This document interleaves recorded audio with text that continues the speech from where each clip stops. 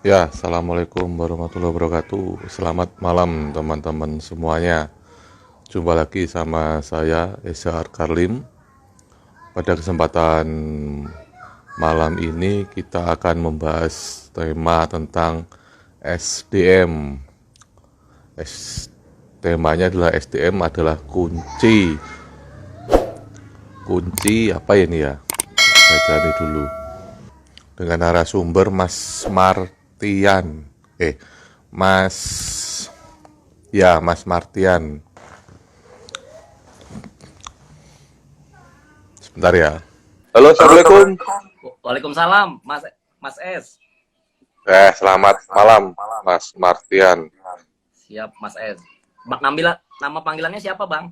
Bang S ya? Ya, Oh, Esar. Bang Ezar. Oke, Ya, siap, Bang. kadang-kadang ya dipanggil Tom Cruise ya nggak apa-apa, sembarang. Oke. Ini tema kita malam ini apa ya, Mas?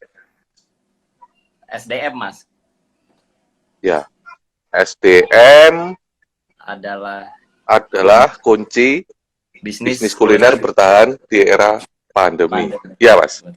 Betul. Oke, siap. Ini sambil nunggu teman-temannya yang gabung dari mana aja ini.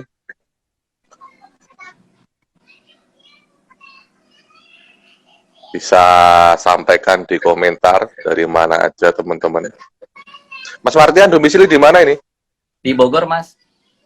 Oh, di Bogor. Gimana Mas kondisi di Bogor? Lumayan tegang sih, Mas. Lah kok bisa Mas? Apa, Mas? Lumayan gimana?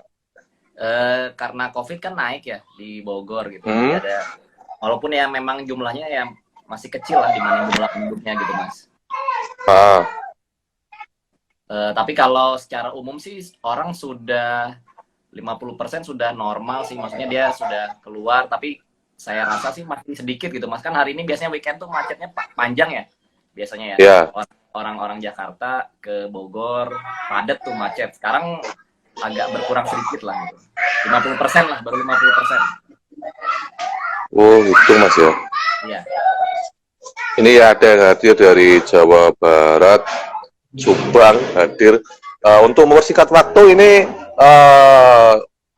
apa namanya kita langsung ke materi ya Mas ya. Saya coba usahakan menampilkan slide-nya dulu. Jadi teman-teman nanti yang barangkali belum bisa bergabung atau ada kegiatan lain bisa lihat di feed-nya TDA Culinary Club ini, nanti kita share apa namanya di IGTV-nya. Bentar Mas ya.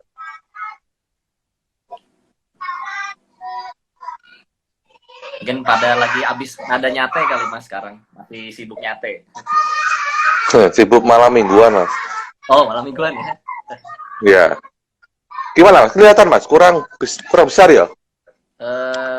Kelihatan sih, Mas. Coba. Nah, oke.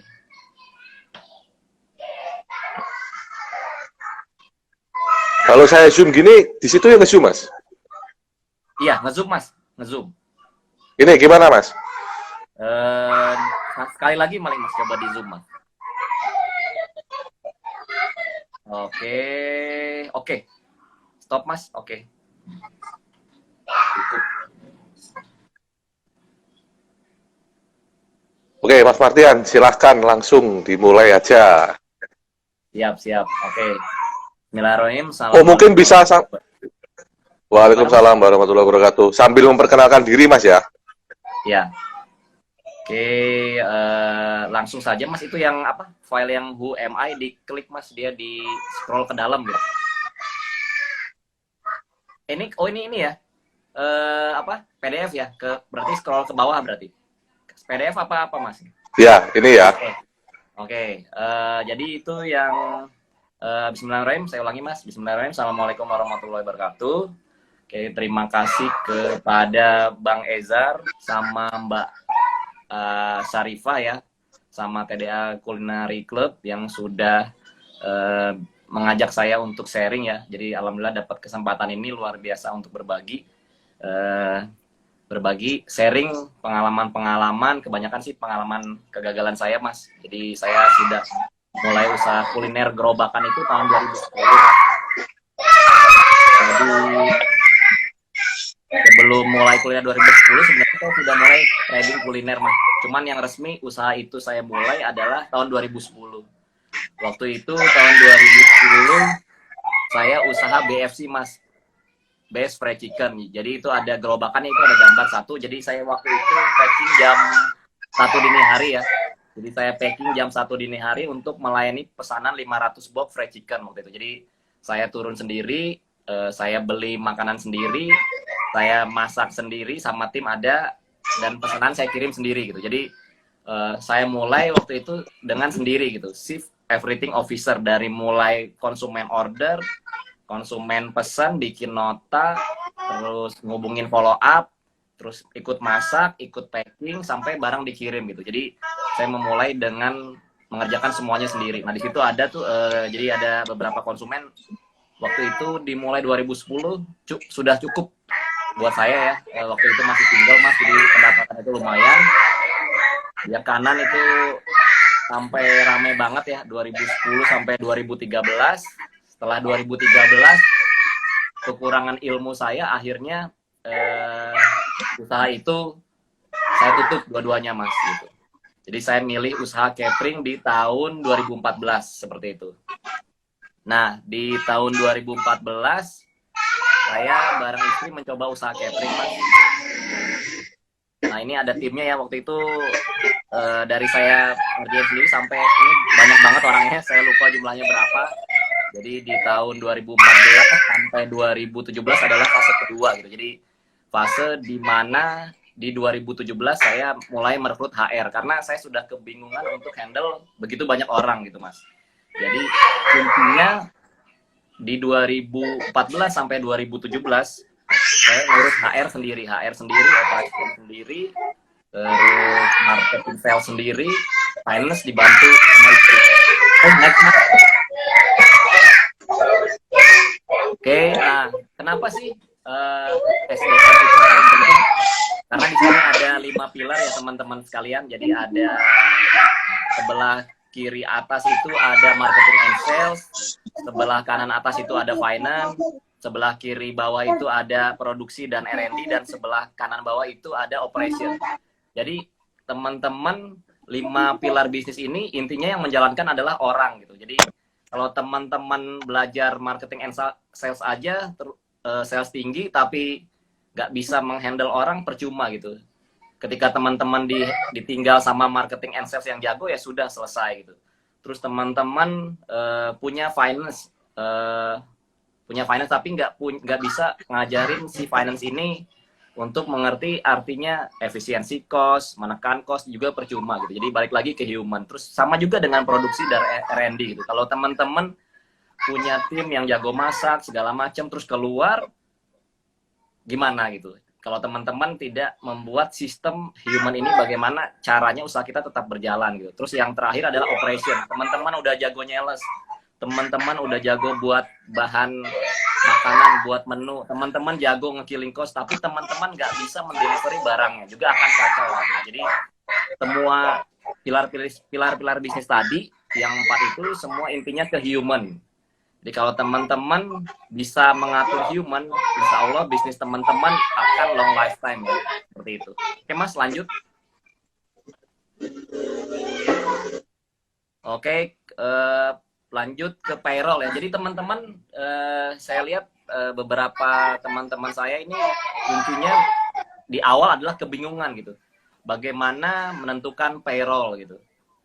Jadi di sini saya buat simple ya. Jadi ada jembatan antara founder, company, sama employee. Gitu. Jadi harus ada di tengah-tengah sebenarnya. Jadi bagaimana perusahaan itu bisa menampung harapan gaji dan benefitnya pegawai, tapi juga bisa menampung harapan gajinya founder gitu. Jadi ini gaji sama benefit ini harus ditentukan di muka gitu. Kalau dari rata-rata perusahaan kuliner itu mungkin di angka 10-15% dari target sales kita gitu. Jadi teman-teman perlu tahu tuh. Jadi bagaimana cara menentukan gaji tim kita gitu. Oke, lanjut Mas. Yang ke bawah ya lagi ya. Nah, ini rekrutmen ya. Ke atas lagi Mas tadi. Nah, kelewatan. Jadi, teman-teman untuk merekrut orang itu ke bawah Mas. Nah, oke. Oke, teman-teman untuk merekrut orang itu harus tahu kriterianya. Misalkan saya contohkan di sini ada waiter ya. Jadi saya sambil baca nih, tulisannya agak kurang jelas ya. Jadi waiter itu apa sih kriterianya? Teman-teman mau rekrut waiter harus tahu dulu kriteria seorang waiter yang bagus itu seperti apa gitu. Bentar, saya buka dulu di sini. Oke. Kriteria seorang waiter yang bagus itu seperti apa? Pertama, dia harus memiliki personal hygiene dan penampilan yang bagus. Dia rambutnya pendek, kukunya nggak panjang, dia suka pakai sepatu, dia suka wangi, terus dia pakai kaos kaki juga sama pakai stocking. Terus yang kedua, yang tidak kalah penting, seorang waiter itu harus mempunyai good conduct atau good attitude ya, berperilaku baik. Yang ketiga, dia juga harus pinter ya, seorang waiter itu. Jadi saya sering kalau ke restoran itu, kalau waitersnya agak lemot dikit, saya mesen A, B, C, D, dia datang ke kasir, dia nanya lagi, baik lagi. Jadi saya akhirnya males dan tidak akan datang lagi gitu. Jadi good memory itu penting. Jadi kalau bisa waitersnya teman-teman tuh IQ-nya normal gitu, minimal 90 sampai 100. Terus yang keempat, dia juga punya pengamatan yang baik. Jadi di restoran-restoran world class company itu biasanya waiters itu disuruh berdiri gitu. Dia matanya tuh liar gitu, ngelihat konsumen siap-siap untuk dipanggil gitu. Jadi ngelihat kiri kanan siapa, dia dipanggil cepat datang gitu. Jadi dia pengamatannya bagus gitu. Terus yang kelima, dia juga mempunyai konsentrasi dan skill yang bagus gitu. Jadi dia fokus gitu. Karena kalau waiters itu nggak bisa konsen, misalkan dia dipanggil nggak dengar, lama, lemot, ya bahaya nih. Berarti hilang sales kita gitu. Terus yang kedua, kalau dia nggak punya skill, dia nggak bisa menyapa, salam, ramah, senyum, bahaya tuh. Jadi konsumen males. Baik dia males order pertama atau dia males order lagi. Gitu, jadi teman-teman. Terus yang kelima, dia juga harus punya jiwa menjual si waiters ini ya. Jadi kalau waiters kita nggak bisa upselling, nggak bisa humble, nggak bisa nawarin, percuma teman-teman. Jadi teman-teman awalnya harusnya punya opportunity untuk bisa menaikkan sales dari awalnya dia beli 100.000, terus bisa di upselling 200.000, jadi hilang gitu. Ketika waiters teman-teman tidak punya jiwa salesman. Terus dia juga harus selalu bertanggung jawab gitu. Jadi bagaimana caranya si waiters ini kita buat untuk bertanggung jawab. Terus yang kedelapan itu dia harus bisa maksimis revenue gitu. Jadi dia harus bisa meningkatkan pendapatan gitu teman-teman. Jadi si waiters ini juga sebagai salah satu unjuk tombak kita ya. Jadi di restoran-restoran besar tuh saya sering makan, baru duduk terus ditawarin, Pak ini, terus saya tanya base menunya apa, ini, Pak kami juga ada ini, Pak kami juga ada ini, Pak kami juga ada ini. Nah, seorang waiters itu harus punya kemampuan untuk meningkatkan pendapatan perusahaan. Terus tepat waktu. Nah, ini juga saya pernah makan di beberapa restoran yang bagus banget ya. Jadi saya tanya ini berapa menit lagi, 15 menit. Oke, dia datang tepat 15 menit atau bahkan kurang gitu. Tapi ada beberapa 15 menit akhirnya molor, dia nggak ngerti di dapur tuh beres berapa lama, terus harus melayani konsumen berapa lama, jadi promise-nya nggak nyampe. Terus dia juga harus punya pengetahuan ya, jadi waiters ini punya pengetahuan yang baik soal menu gitu. Dia jadi hafal, misalkan kita restoran atau kitchen kita atau catering kita itu punya 10 menu, nah dia wajib hafal nih, waiters kita atau sales kita lah kalau di kitchen ya, jadi harus hafal. Kalau perlu dia ada training khusus. Terus dia juga harus punya kepribadian yang baik ya, baik ini waiter atau sales kita. Jadi pertama dia harus ramah, humble, problem solving. Jadi terus tidak, saya punya 3 sih. Jadi sales saya itu yang pertama tidak boleh berkata tidak. Yang kedua, ketika ada request yang aneh-aneh, dia harus menjawabnya sesuai SOP. Jadi saya tanyakan dulu ke atasan gitu. Jadi nggak boleh menolak. Jadi ada opportunity tuh, baik sales, waiters tuh nggak boleh ditolak. Itu paling penting. Terus juga dia attitude to customer ya, jadi dia harus baik sama customer. Yang terakhir ke-13 adalah dia harus jujur gitu. Jadi kalau waiters itu nggak jujur percuma teman-teman. Oke, next Mas.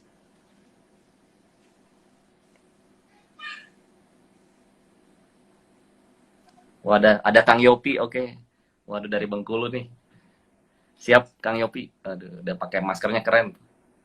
Oke, jadi dalam rekrutmen ini sebenarnya sederhana teman-teman. Jadi saya coba buat sederhana ya, walaupun tesnya banyak banget sebenarnya. Jadi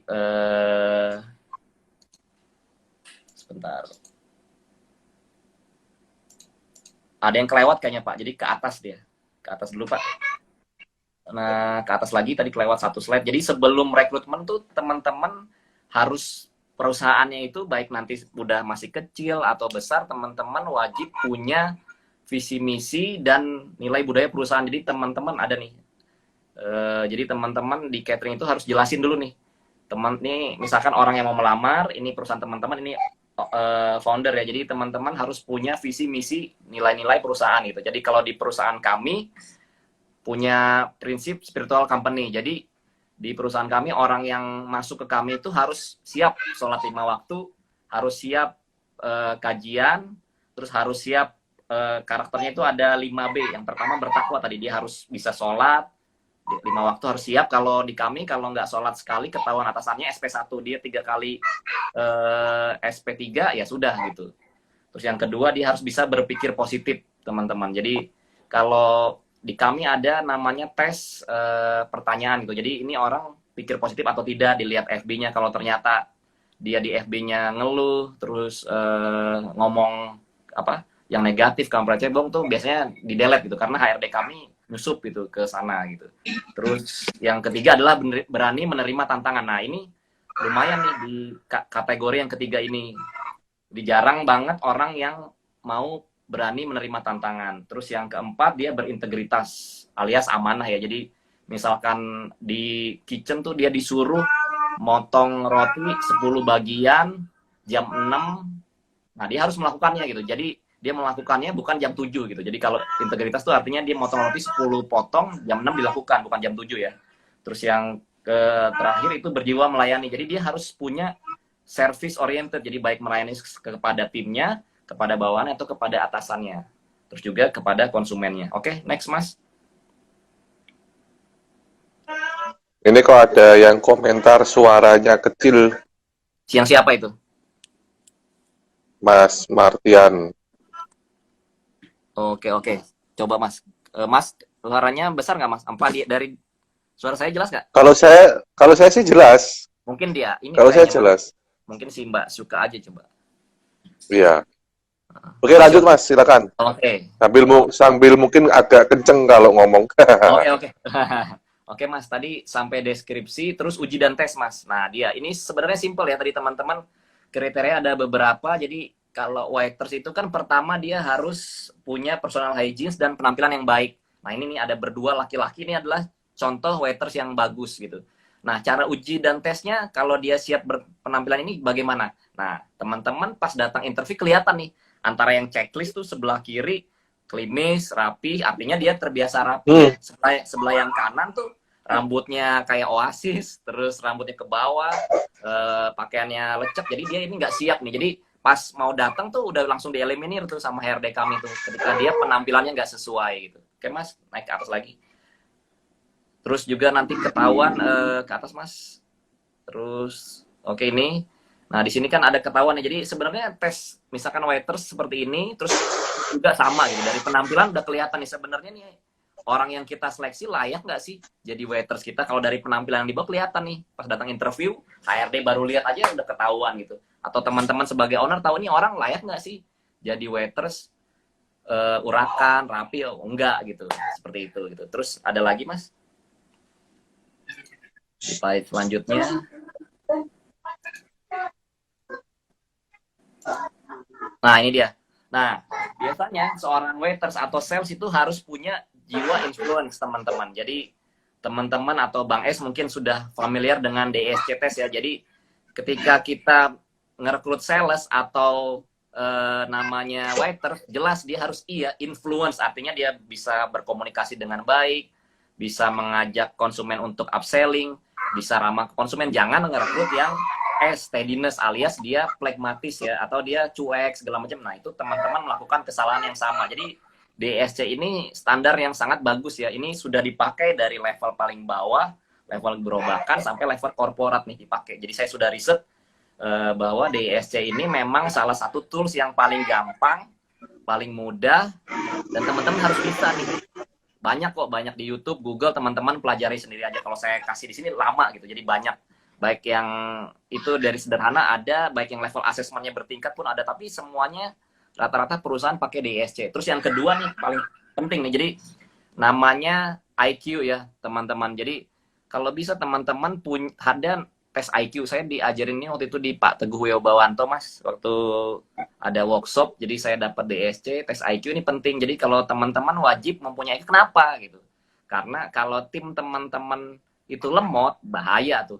Disuruh belanja wortel, beli wortel sekilo, belanjanya setengah kilo. Disuruh wortel yang gede-gede, belanjanya yang kecil-kecil. Nah itu bahaya. Jadi itu akan membuat kita capek gitu.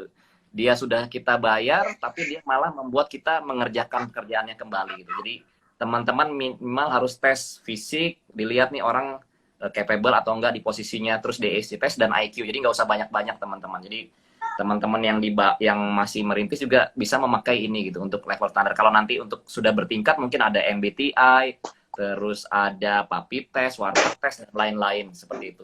Kami pakai lumayan lengkap, tapi nggak usah dijelaskan di sini mungkin. Oke, next. Kalau sekarang ada tambahan satu lagi, Mas. Rapid Apa test. itu? Rapid test. Waduh, itu cost-nya Mas Ezra sudah menjalankan, Mas? Ya, belum sih, Mas. Belum ya. Lumayan. Rapid test paling ini, Mas. Saya juga belum sih, Mas. Karena memang kan lumayan ya cost-nya, Mas ya.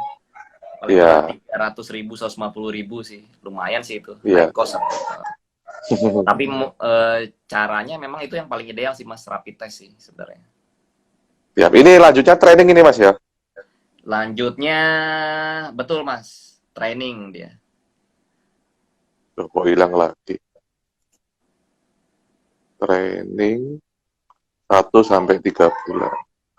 Oke ya. Nah, berarti kan tadi tahap yang pertama kan kita harus ngitung payroll dulu nih, gajinya berapa. Habis itu kita merekrut orang gitu. Kita sudah punya budget, kita rekrut orang. Ada 3 kriteria tadi, deskripsikan siapa sih yang mau kita rekrut itu seperti apa, karakternya ABC. Terus diuji dan dites apakah mereka itu yang nanti datang interview itu sesuai dengan kriteria kita. Jadi kita sharing dengan uji-uji kayak DSC, IQ, MBTI, PAPI test, warteg test. Tadi kata Mas Ezra bagus ada rapid test. Jadi itu sesuai nggak dengan harapan kita. Nah, setelah itu kita harus ada training gitu. Jadi misalkan tadi si staff, namanya kalau di kami itu namanya STG, Staff Training Guide. Jadi ini Mas. Nah, jadi misalkan teman-teman mau training waiters nih. Jadi kita ambil yang gampang aja deh, waiters. Jadi biar saya gampang jelasin. Jadi misalkan di hari pertama dia ada training berpenampilan sebagai waiters itu 1 hari gitu.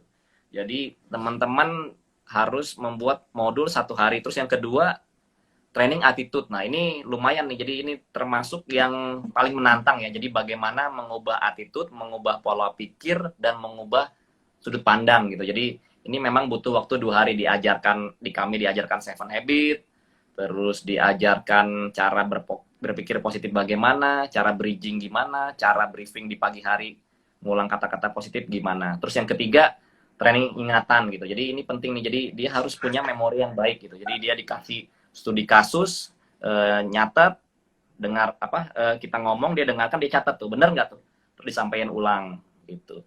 Terus yang keempat training pengamatan, jadi dia muter, dilihat menurut dia nih ada kesalahan nggak sih dari orang-orang yang sudah lama di sini, ada kesalahan apa, jadi dia mengamati dulu gitu, jadi dia tahu oh si A bagus, si B kurang bagus, si C jelek gitu, jadi dia harus muter gitu di tempat yang akan dia ditempatkan. Terus yang kelima, training konsentrasi. Jadi selama 1 hari. Jadi di sini penting nih. Jadi tes nih. Jadi saat lagi padat, kalau dia nggak konsentrasi bahaya. Misalkan tadinya mesennya Indomie telur ceplok, jadinya Indomie telur ayam. Indomie cornet gitu. Jadi seperti itu gitu. Jadi ini perlu konsentrasi tinggi gitu untuk di kitchen. atau di waiters. Terus yang keenam training salesmanship ya, jadi training jualan. Biasanya kita kalau ini sistemnya mirroring gitu. Jadi yang training itu ngelihat yang lama, dia ngelihat sudah oke, terus ditukar yang dia dilihat oleh yang lama, terus yang terakhir dipantau yang lama gitu. Jadi dia mirroring sistemnya selama 2 hari. Terus yang ketujuh training tanggung jawab, dia dikasih tanggung jawab apa, selesai apa tidak gitu. Sehari dilihat, oke selesai. Jadi nanti teman-teman idealnya ya training itu menurut baik dari perusahaan level multinasional sampai middle company lah, itu rata-rata training itu butuh 3 bulan gitu.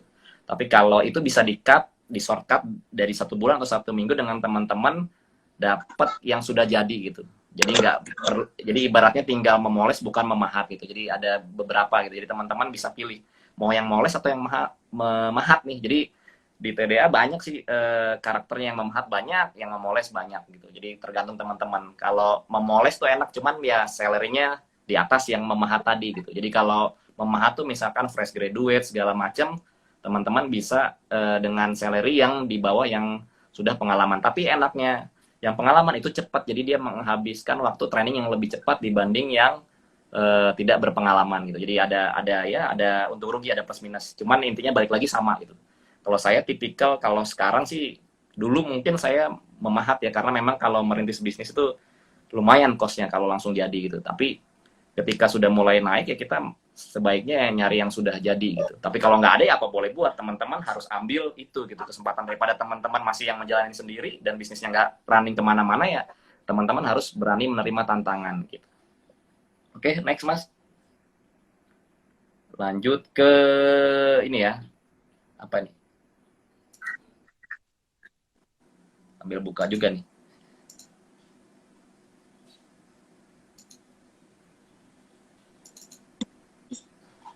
Nomor 10, Mas. Oh, nomor 10. Ini, nah dia ini, kan setelah tadi payroll nih, teman-teman clear. Terus yang kedua teman-teman bisa tahu nih, oh budget segini nih, saya mau merekrut ini, oke. Terus tentukan kriteria, terus lanjut ke maintenance. Jadi teman-teman ini penting banget nih, bagaimana memaintenance dan mengelola karyawan. Nah, saya ada kejadian lucu dan unik, Mas. Jadi waktu itu saya punya, waktu usaha restoran yang kecil itu, Mas, yang gerobakan fried chicken sama mie ayam itu, saya punya karyawan 5, Mas. Jadi salah satunya itu datang sering terlambat, attitude-nya buruk, saya panggil satu ya. Jadi karena saya terbiasa untuk ketika menegur orang tuh saya nggak di depan umum gitu. Jadi saya manggil dia ke dalam ruangan, saya panggil namanya si X lah. X, saya bilang begini, kamu udah sering terlambat, attitude kurang baik terhadap teman, dan pada konsumen kamu jutek. Saya bilang kalau kamu nggak ada perubahan, besok kamu mengundurkan diri saja gitu. Nah ternyata akhirnya dia nggak ada perubahan tuh.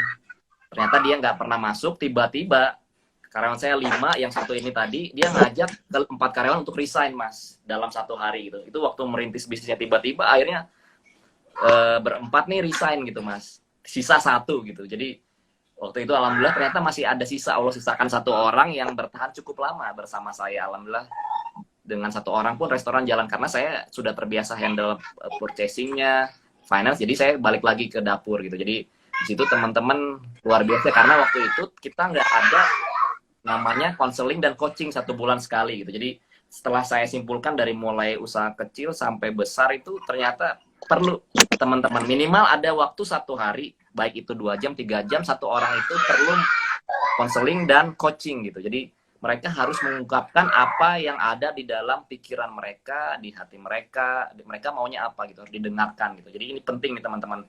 Mungkin agak digeser ke kanan, Pak. Mas, Bang. Ke kanan ya. Ke kiri berarti kalau Bang Ezra. Oke. Oke, kejauhan. Oke, kejauhan, Bang. Oke. Oke, nah dia jadi ini penting ya teman-teman. Jadi kalau teman-teman mau timnya lama nih, tahan lama di teman-teman, loyal dan mengikuti teman-teman, minimal harus 1 bulan sekali untuk konseling dan coaching, harus ya teman-teman. Jangan sampai tim kita itu tidak bisa mengungkapkan apa yang mereka rasa selama 1 bulan ke belakang sebagai tim kita membangun perusahaan. Jangan sampai tuh. Yang kedua, teman-teman harus tegas soal reward dan punishment. Jadi perusahaan teman-teman diusahakan ada reward and punishment dan ada KPI yang berbasis data, bukan asumsi atau kira-kira. Jadi misalkan KPI sales nih, misalkan sales Bang Ezra nih, Pizzaland, misalkan satu waiter dan sales target 300 juta gitu, satu bulan. Nah, itu rewardnya apa gitu. Jadi misalkan bonus 1% dari omset. Oke. Terus kalau nggak achieve, punishment-nya apa gitu. Jadi harus ada, oh ini ada pengurangan ini, berapa persen segala macam gitu. Jadi saya memelihara karyawan seperti itu. Jadi ada reward dan punishment yang jelas gitu. Jadi misalkan saya ada bagi 3, kelas yang hijau, kelas yang kuning, sama kelas yang merah gitu. Kalau yang hijau itu artinya superstar, dia selalu, kalau sales tuh di salesnya achieve terus yang kuning tuh biasa aja, yang merah tuh nggak pernah achieve gitu. Jadi di warning. Biasanya kalau di saya, di sales itu ketika nggak achieve 3 bulan tuh dalam pantauan gitu, zona merah. Kemungkinan tidak diperpanjang kontraknya seperti itu. Terus yang kedua, misalkan teman-teman ini di dapur ada chef nih, misalkan chef atau apalah, tukang masak itu ada KPI juga. Yang pertama, dia mungkin KPI dari segi HPP ya. Jadi HPP itu harus misalkan 30%, 35% harus jelas gitu. Kalau achieve 30% dapat bonus misalkan berapa. Kalau nggak achieve misalkan nggak dapat bonus atau dia ada pengurangan atau seperti apa gitu. Terus yang kedua, misalkan KPI dari tukang masak adalah rasanya selalu standar. Jadi dia mengikuti standar seperti itu. Oke, Mas. Waalaikumsalam, Mas OO ya. Oke. Nomor 11 Mas ya. Iya. Oke. Itu anak keberapa, Mas? Lucu dia. Iya, ini mainan. Nah, ini nih teman-teman. Jadi yang tidak banyak dilakukan teman-teman UMKM adalah tadi maintenance sama development gitu. Jadi namanya orang bekerja pasti dia ingin kehidupannya lebih baik dari waktu ke waktu gitu. Jadi kalau saya sering menyampaikan kepada semua keluarga saya, jadi tim di karyawan di perusahaan itu saya anggap keluarga ya, atau tim atau partner gitu. Jadi saya selalu menyampaikan tugas saya sebagai founder atau business owner adalah cuma 3 gitu. Yang pertama, tugas saya adalah meningkatkan skill kalian gitu. Yang kedua, tugas saya adalah meningkatkan knowledge kalian. Yang ketiga adalah meningkatkan kehidupan ekonomi kalian. Itu tanggung jawab saya. Tugas kalian adalah mengerjakan job desk dan mengejar target KPI gitu. Jadi kita bagi tugas yang jelas gitu. Jadi ketika teman-teman juga sebagai owner bingung nih, tugas owner tuh apa? Tugas founder tuh apa? Apakah ownernya itu masih level SPV kah? Atau level middle management kah, top management kah, atau memang level owner gitu. Jadi teman-teman harus bisa ngasih ini nih, jenjang karir gitu. Karena orang kerja buat apa sih? Jadi kalau orang tidak, karirnya nggak naik juga kita repot gitu. Jadi teman-teman harus buat career path gitu. Baik usaha teman-teman masih kecil, jadi di McDonald deh contohnya. Jadi di McDonald itu yang saya dapat info, jadi dia itu ketika si staff ini 2 tahun tidak bisa naik ke level SPV, berarti dia di stop kontraknya. Jadi yang di naik adalah yang bisa memenuhi standar staff training grade-nya untuk sampai ke SPV gitu. Terus nanti juga seperti itu. Jadi ini penting nih teman-teman, karena memang kalau karyawan yang loyal nih dia selalu ingin bertumbuh gitu. Nah, studi kasusnya begini Mas. Jadi bisnis saya kan catering ya Mas. Sebenarnya itu goncangan itu di bulan Maret tuh. Jadi ketika ada COVID-2 tuh diumumkan, saya sudah kaget gitu Mas. Jadi nggak nyangka banget COVID ini akan nyampe Indonesia Mas. Jadi saya sudah baca-baca tuh Desember, Januari, Februari, saya udah beli beberapa barang sih untuk bisa naikin pendapatan gitu. Saya beli barang banyak banget, ternyata jeger gitu. Kaget banget, COVID nyampe ke Indonesia Mas. Terus habis yang 2 itu positif, ternyata langsung wow, panik buying segala macam. Jadi semua bisnis tiba-tiba drop ke bawah gitu. Dan sales saya waktu itu di bulan Maret sih masih oke. Cuman di bulan Maret saya sudah wanti-wanti nih Mas. Jadi triks apa kita harus ketika sedang krisis itu apa sih yang harus dilakukan gitu. Jadi waktu itu tepat di akhir Maret nih saya bentuk nih Vanilla Kitchen Mas. Jadi baru beberapa bulan aja nih Vanilla Kitchen. Jadi saya bilang kita sekarang berada di kondisi yang sangat-sangat berbahaya gitu untuk perusahaan ini. Perusahaan ketika kita nggak melakukan apa-apa bisa kolaps gitu. Jadi saya bilang waktu itu di akhir Maret kita semua harus siap berubah gitu saya bilang. Akan banyak perubahan gitu. Jadi kita harus bisa menjual apa saja yang bisa kita jual asal halal.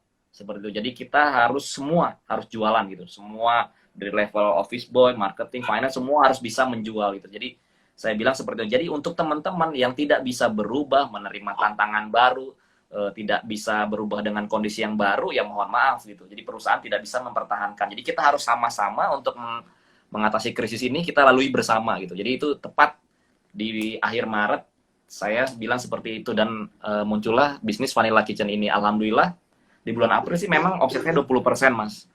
Jadi dari mulai tinggal drop 20, tapi saya tidak ada karyawan yang saya rumahkan, Mas. Jadi saya tetap punya visi ke depan bahwa usaha ini akan survive asal kita semua bekerja sama bahu-membahu untuk bisa menghasilkan revenue gitu. Bulan kedua di bulan Mei pasti 50%, tapi saya optimis tuh ketika bisa naik dari 20% ke 50%, wah bisa nih ke saya. Alhamdulillah berkat luar kerja keras kami ya sekeluarga ya, jadi keluarga besar perusahaan, jadi bisa gitu dari semuanya turun untuk jualan, semuanya posting informasi dan segala macam ke temannya segala macam dilakukan gitu. Si A tadinya biasa ngerjakan A, dia ngerjakan B, C gitu. Jadi yang bertahan sekarang nih dari yang tadi dia jadi multitasking, di bulan Juni alhamdulillah sudah profit, bulan Juli alhamdulillah sudah profit gitu. Jadi itu kejadian luar biasa sih Mas. Jadi berdirinya Vanilla Kitchen itu alhamdulillah kami bisa survive sampai hari ini gitu. Cuman saya selalu menyiapkan best skenario dan worst skenario gitu. Jadi corona ini lumayan tantangannya yang terbesar sepanjang saya jualan gitu, sama bisnis nih dahsyat banget tantangan corona ini. Kita nggak tahu corona ini sampai kapan gitu. Jadi kalau saya best plan-nya pasti saya bikin bisnis plan-nya pasti Agustus selesai gitu. Ternyata Agustus sudah selesai atau September selesai. Terus sampai yang paling buruk tuh saya prediksi ini di akhir 2021 gitu. Desember 2021 kita baru bisa normal gitu. Nah, dari periode Agustus 2020 sampai Desember 2021 saya sudah bikin plan. Jadi kalau seandainya selesai Agustus, perusahaan saya mau ngapain? Kalau selesai September, perusahaan saya mau ngapain? Oktober mau ngapain? Ini ngapain? April, Maret 2021 mau ngapain? Jadi kita tahu gitu. Seperti itu gitu Mas. Jadi mungkin itu saja Mas. Sisanya mungkin enak tanya jawab Mas. Seperti itu dari saya. Cukup jadinya. Jadi intinya cuman perlu 4 hal. Kalau teman-teman mungkin bisnisnya masih level UMKM atau sampai belum besar lah skala usahanya, masih menengah atau kecil gitu. Jadi cukup dengan 4 tadi, bisa menentukan payroll yang baik, yang kedua bisa merekrut yang baik, yang ketiga bisa memaintenance dan mengelola karyawan dengan baik, yang keempat adalah bisa mendevelop karyawan. Mungkin untuk itu namanya HRD ya, mungkin untuk level yang bisnis lebih besar ada namanya human capital ya. Jadi itu lebih kompleks, jadi ada di human capital itu ada yang lebih tinggi, misalkan ada departemen learning and development, departemen training khusus dan lain-lain gitu. Oke, itu saja Mas, cukup ya. Karena live juga ini kebatas 30 menit ya. 1 jam ya Mas ya. Jadi saya 1 jam Mas. Jadi mungkin itu saja Mas secara garis besar. Mungkin kalau ada teman-teman ada yang mau bertanya atau ada mau sharing juga tidak apa-apa ya gitu Mas. Cukup Oke, teman-teman kita buka sesi tanya jawab ya sama Mas Martian terkait dengan tema SDM ini. Jadi kalau ada pertanyaan silakan sampaikan di kolom komentar. Mas sambil nunggu pertanyaan ini apa ini Mas kan ya. di dalam ini yang hijau kuning ini ada tulisannya sendiri-sendiri tuh gimana maksudnya Mas? Yang ini ya Mas. Oh, crew cook. Oh ya, itu tingkatan sih Mas. Ya. Ini ada dia, jadi kan kalau masuk tuh pertama pasti dia masuk sebagai cook ya Mas. Gitu. Ini contoh di McD sih Mas. Jadi dia itu masuk sebagai cook, terus ada bisa waiters, bisa clean service. Dia nanti kalau naik jabatan dia jadi MT Mas. Kemudian dia dari MT ketika dia naik jabatan lagi, dia bisa menyelesaikan nih kira-kira asisten manajer tuh skillnya apa aja yang harus penuhi. Ternyata dia bisa memenuhi STG tadi gitu. Jadi dia bisa naik lagi. Terus juga nanti dia dari asisten manajer naik lagi jadi floor kitchen manager gitu. Terus naik lagi jadi junior atau restoran manager hingga jadi area manager. Jadi ini karir path di McD Mas. Jadi ketika dia memang naik nih dari bawah ke atas nih bisa gitu. Jadi saya pernah interview beberapa bekas karyawan Burger King dan McD ini, rata-rata mereka yang area manager dan restoran manager ini dari bawah, Mas. Jadi luar biasa banget. Jadi mereka tuh kuat di sekolah trainingnya gitu. Saya dapat info kemarin ada yang interview ke saya. Jadi mereka sampai buat khusus sekolah khusus trainingnya gitu. Bagaimana training itu sedemikian rupa. Jadi itu Departemen Learning and Development gitu. Jadi bagaimana dia itu membuat orang yang tadinya no skill jadi ada skillnya. Nah, sementara kita dari misalkan kita UMKM tuh rata-rata menuntut kan kita kalau apply ya udah kamu belajar sendiri. Ternyata nggak bisa begitu gitu. Jadi intinya kita sebagai founder atau owner tuh harus seperti itu. Kita harus buat modul training yang benar gitu. Karena orang mau fresh graduate mau bisa masak ya gimana caranya gitu. Kalau kita nggak punya modulnya apa, cara masak gimana, cara jadi tadi kita harus bisa mentrainingnya. Jangan nyalahin ke tim aja gitu. Karena kita nggak punya modulnya, terus dia nggak bisa, ya kita ajarin gitu. Jadi intinya di situ sih. Jadi tidak bisa memblame ke tim saja gitu. Jadi jangan-jangan teman-teman bilang ABC, teman-teman nggak pernah ngasih training nih. Kurangnya di sini sih kalau menurut saya pribadi. Jadi selalu tim itu yang disalahkan, padahal perusahaan ataupun kita sebagai owner sudahkah memberi training yang cukup kepada tim kita gitu. Jangan dimarah-marahin aja pegawainya. Tapi misalkan pegawainya error, udah belum diajarin cara belanja ke pasar yang baik dan benar tuh gimana. Ada SOP-nya gimana, bawang yang bagus gimana, segala macam. Jadi detail gitu. Jadi kalau teman-teman tiba-tiba marah tapi nggak pernah training ya itu seperti itu. Kalau perusahaan besar tidak, dia masuk, dia bahkan ada sekolah training khusus 3 bulan tuh, Mitra Adi Perkasa kalau nggak salah, dari Pisa Marzano, terus ada Pizza Hut, saya lupa, ada beberapa brand ya, dia 3 bulan dulu tuh, 3 bulan di asramain, keluar lulus langsung baru di toko gitu. Kalau kita kan enggak kan, jangan hari pertama masuk pokoknya lu belajar nih ini nggak diajarin, nggak dibimbing gitu, nggak dipantau juga gitu. Terus ya error ya wajar gitu, ownernya berarti yang bertanggung jawab gitu, bukan timnya gitu. Ke arah situ sih Mas. Oke, siap. Teman-teman kalau ada pertanyaan langsung ya disampaikan di kolom komentar. Oh iya Mas, terkait dengan visi misi nilai dan nilai budaya perusahaan ini bagaimana mungkin ada tips untuk menanamkan nilai budaya perusahaan kepada anak-anak yang kerja di situ, Mas. Paling kalau dari saya kan lebih ke arah spiritual company Bang Ez. Ya. Jadi ya itu misalkan pertama nilai bertakwa. Jadi saya sering mengadakan kajian, terus juga tidak melarang orang sholat duha, terus juga sebelum briefing doa bareng seperti itu Mas. Jadi yang saya lakukan itu gitu. Selain ya membaca gitu. Jadi visi misi ya harus dibaca tiap hari gitu Mas. Pas briefing gitu. Jadi visi misi nilai budaya dibaca, karena dengan kita membaca berkali-kali, saya dapat teorinya kalau nggak salah 14 kali kita membaca berulang tuh masuk ke alam bawah sadar kita gitu. Jadi harus sering dibaca visi misi dan nilai budaya perusahaan itu. Nah ini ya ada Siap, Mas Didit. Mas Didit ada pertanyaan. Ya ini pertanyaan dari Mas Didit.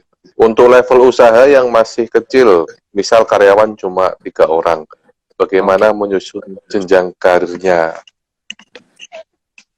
Nah, kalau 3 orang berat, ini Mas Didit usahanya apa ya? Mungkin kuliner aja ya, saya anggap fried chicken lah gitu. Misalkan kita punya 3 orang staff fried chicken gitu. Jadi karir path-nya ya cuma sampai level SPV gitu, nggak ada level manager karena 3 orang ya nggak perlu gitu. Jadi kita punya 3 staff, 1 SPV gitu. Jadi karirnya adalah sebagai SPV yang menggantikan peran kita gitu. Jadi kalau cuma 3 ya saya ingat seperti itu gitu. Jadi kalau Mas siapa tadi siapa namanya?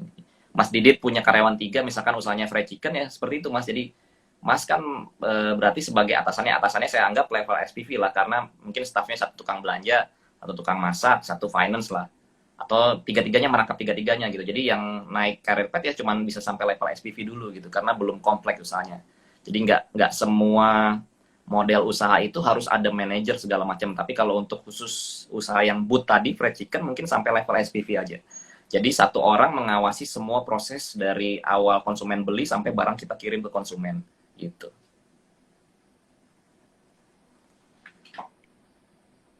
Nah, oke, siap. Ya, dari Pak Won Endah. bagaimana membangun sensitivitas owner.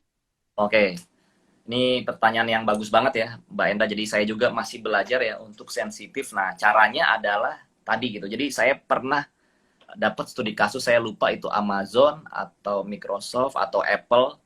Dia itu atau siapa perusahaan multinasional company itu, ownernya itu setahun sekali itu datang mendengarkan keluhan semua pegawainya. Misalkan ada 1.100 atau berapa, dia datang gitu. Jadi dia mendengarkan satu-satu, dicatat. Ini keluhannya ini, keluhan ini, keluhan ini. Jadi seperti itu. Jadi tahu dengan pasti tim kita itu butuh apa gitu. Jadi dia udah sampai di level dewa ke sana masih tetap mau turun. Jadi biar tahu sebenarnya kondisi perusahaannya seperti apa, seperti itu gitu. Terus yang kedua adalah ya tadi harus bisa berinteraksi juga gitu. Kalau usahanya masih ini ya kita tahu nih. Oh, ini yang konseling tadi sama coaching itu kuncinya sih sebenarnya. Jadi gimana kalau kita masih kecil, 3 tadi kayak Mas Didit ditanya pas gajian sih paling enak. Oke, gimana kerja di sini? Oh, terus gajinya gimana? Keluarga gimana? Segala macam. Jadi itu yang dilakukan tim HR kami gitu Mas. Jadi sebulan sekali itu ditanya detail gitu.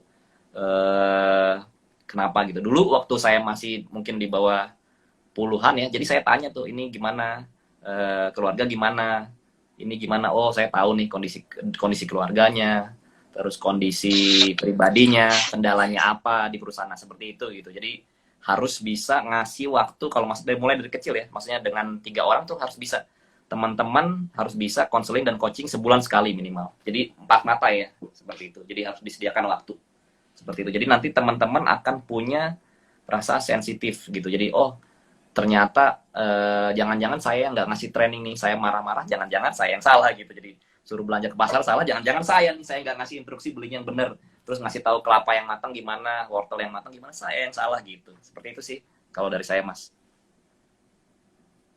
Oke, itu tadi ya penjelasannya Mbak Endah. Ini ada pertanyaan lagi dari Nauvalia.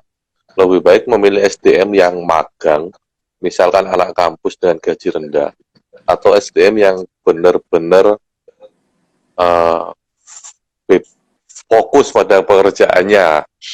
Nah ini dia, emang nggak bisa milih atau sih, jadi harus milih salah satu. Saya bilang Mbak Nauvalia ini tipikal seorang owner yang punya kemampuan memahatkan dari orang yang level 1 bisa jadi level 5, atau Mbak Enda ini tipikal yang males, tipikal yang terima jadi gitu. Jadi tergantung karakter ownernya, Mas. Jadi kalau ownernya kan, saya punya banyak teman di TDA itu di Bogor tuh, ada tipikal memang orangnya suka mendidik, ada tipikal yang terima beres, Mas. Jadi ini tergantung karakter owner gitu. Di karakter ownernya suka mendidik, misalkan dari cook bisa jadi chef ya, berarti dia memang jago nih si ownernya. Tapi ternyata ownernya juga nggak bisa masak ya, berarti ya mendingan cari yang sudah jadi gitu. Jadi kalau kira-kira seperti itu gitu. Jadi dikembalikan ke apa Ya, namanya Panovalia karakter ya. dan Ya, Bonavalia mau yang siap nih, karena mendidik orang tuh rata-rata minimal 3 bulan, Mas. Itu udah rumus dari psikologinya gitu. Jadi kalau kita minta training seminggu 2 hari 3 hari bisa, nah itu bahaya gitu. Maksudnya dia 3 hari harus jadi bisa waiters dari pengalamannya nol ya, itu. Jadi harus punya minimal 3 bulan. Jadi saya udah diskusi sama orang-orang psikolog, nggak bisa Pak, harus 3 bulan. Buset, saya berarti kan harus punya waktu yang cukup dan effort yang besar gitu. ya itu tadi penjelasannya Mbak Nauvalia. Ini ada pertanyaan lagi dari Pak Reni Mbak ya. Reni. Bagaimana cara membuat tim agar punya rasa tanggung jawab? Silakan Mas. Nah, ini pertanyaan memang kalau soal SDM nggak akan selesai-selesai ya, Mas ya. Mungkin Mas Reza juga 200 outlet di talent, saya lihat ya permasalahannya di seputar itulah, tanggung jawab, terus ini segala macam. Jadi saya tipikal yang memang saya nggak mau ajarkan tanggung jawab, tapi saya buat sistem yang membuat dia harus bertanggung jawab gitu. Jadi ya cara ngukurnya tadi simple sih kalau menurut saya, Mbak Reni. Jadi KPI jadi kuncinya. Jadi dia itu targetnya apa gitu. Misalkan tadi sales tuh targetnya penjualan segini, terus conversion rate segini, 3 poin, terus dia tepat datang jam segini, terus bisa ramah. Nah itu jadi simple gitu. Jadi nggak bisa kita mengatur nih, merubah mindset itu butuh waktu lama gitu. Jadi tapi kita buat sistem yang memang memaksa dia untuk bertanggung jawab gitu. Alias dalam hati kita ya, niat kita baik membuat dia bertanggung jawab sehingga dia punya potensi yang besar, sehingga dia bisa naik level gitu. Terus menerus dari mulai staff sampai dia ke manajer gitu. Jadi tanggung jawab itu di awal itu kita buat, memang perusahaan kita membuat semua orang bertanggung jawab dengan KPI tadi gitu. Jadi tinggal dia ada targetnya gitu, baik target harian, mingguan, bulanan dengan KPI tadi gitu.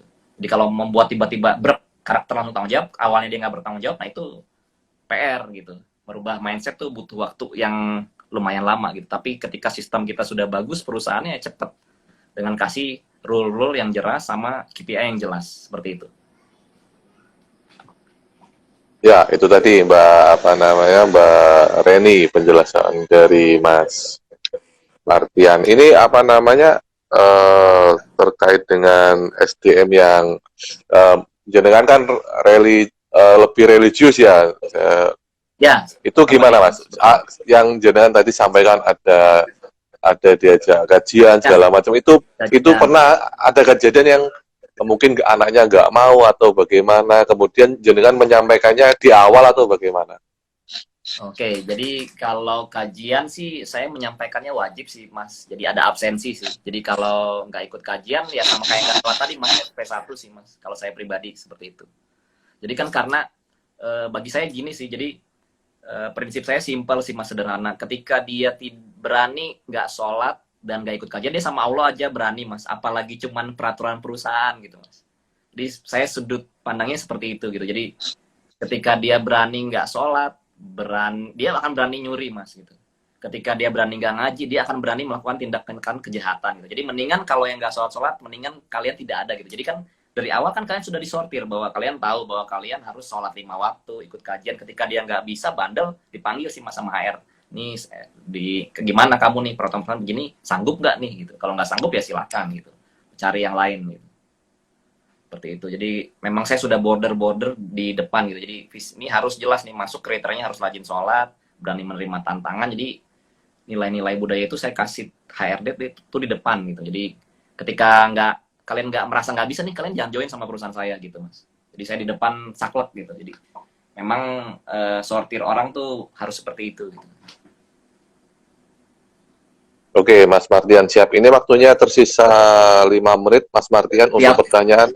Oh, masih ada satu lagi. Silakan langsung di komentar langsung disampaikan. Wah, Mbak Reni, siap Mbak Reni. Ya, satu lagi nggak apa-apa, sampaikan. Ini waktunya tinggal 5 menit lagi.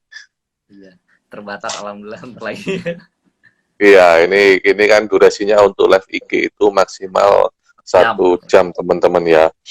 Dan ini sudah malam. Nah ini Mbak Reni, cara buat tim agar memiliki rasa inisiatif.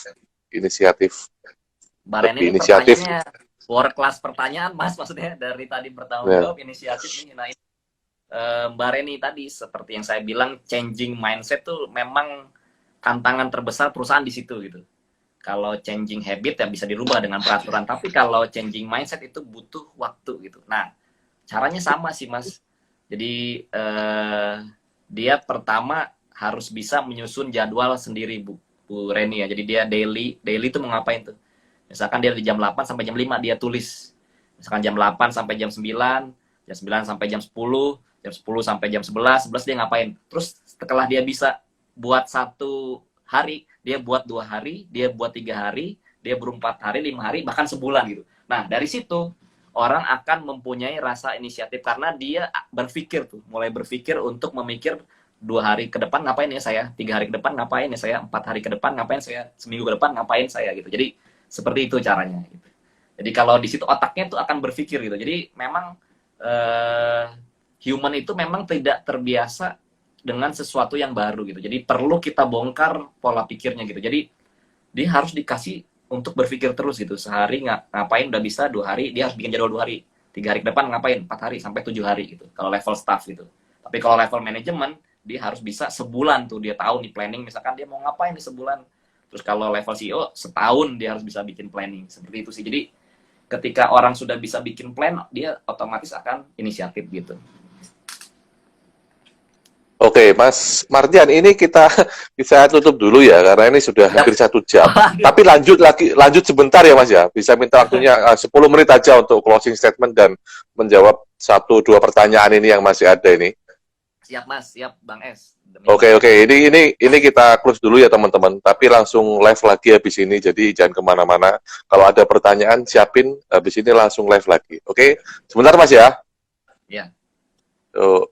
Halo Mas Martian. Sorry Mas ya. nggak apa-apa Mas. Mantap nih.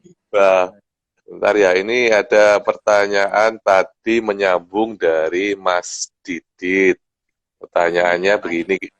Kira-kira terkait dengan jam sholat Mas. Siap. Apakah diatur juga mengingat sholat maghrib atau isya jam-jamnya itu kan lagi jam rame gitu Mas.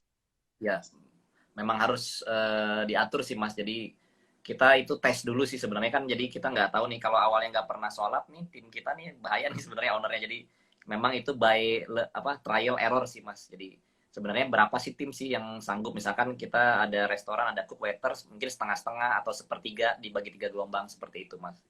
Jadi kalau langsung semuanya kan nggak mungkin ada konsumen. Jadi bisa sepertiga sepertiga dari jumlah karyawan yang ada atau setengah-setengah ternyata masih mumpuni gitu.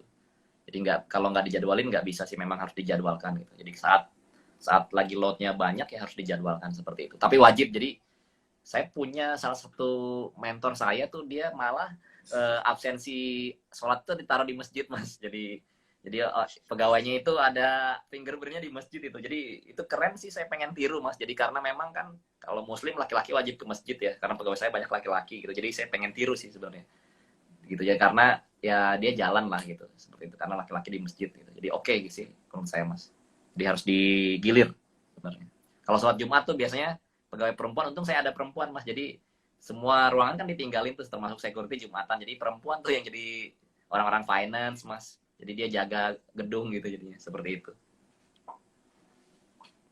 Oke, siap. Itu tadi dari Mas Didit sudah dijawab ya. Jadi memang ada kayak kayak aturan mainnya. Jadi biar tetap sama-sama jalan seimbang kan begitu Mas.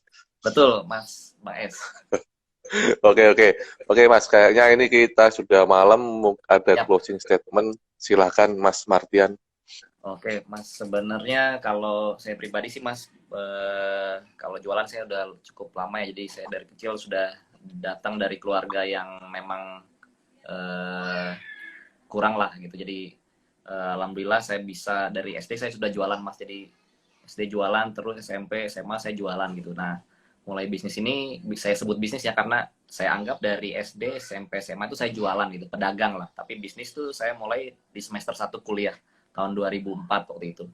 Jadi saya udah punya tim, pegawai segala macam, saya mulai langsung berani gitu, action. Nah, ternyata dari 2004 ke 2020 yang membuat usaha saya itu bisa terus ada Mas dan cenderung bertumbuh alhamdulillah adalah ternyata saya itu punya 5 prinsip sih ternyata saya coba breakdown tuh pernah satu hari saya breakdown apa aja sih saya ngelakuin apa aja sih selama 16 tahun ke belakang bisnis gitu jadi saya cuman ternyata yang pertama itu saya kerja keras Mas kadang saya pernah di usaha catering ini ya unik Mas kalau pesanan jam 7 berarti kita harus bangun jam 1 pagi untuk menyiapkannya gitu Mas dan prepare dari sore gitu jadi saya selama beberapa tahun tuh saya tidur cuma 4 jam gitu jadi saya memang kerja keras gitu jadi teman-teman mau usahanya besar ya kerja keras gitu yang pertama yang kedua kerja cerdas gitu jadi bagaimana teman-teman dan tim itu bisa berbagi peran gitu jadi sebagai owner ada manajer SPV atau dengan staff tuh kita berbagi tugas itu SPV tugasnya apa terus kita misalkan masih level SV ya kita harus rekrut tim gitu kalau nggak rekrut tim kita mengajukan sendiri ya bisnis kita nggak akan tumbuh-tumbuh gitu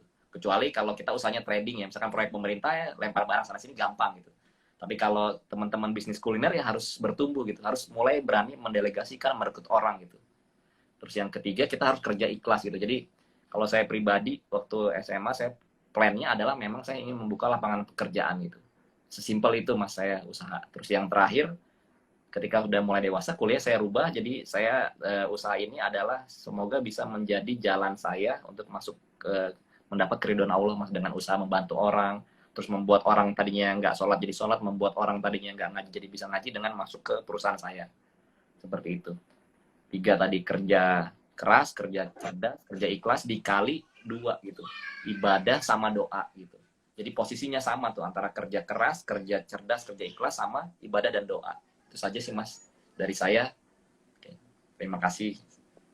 Amin, amin, amin. Keren, keren, keren, Mas. Keren. Oke, jadi itu tadi teman-teman ya, kita sudah 1 jam lebih sama Mas Martian. Siap.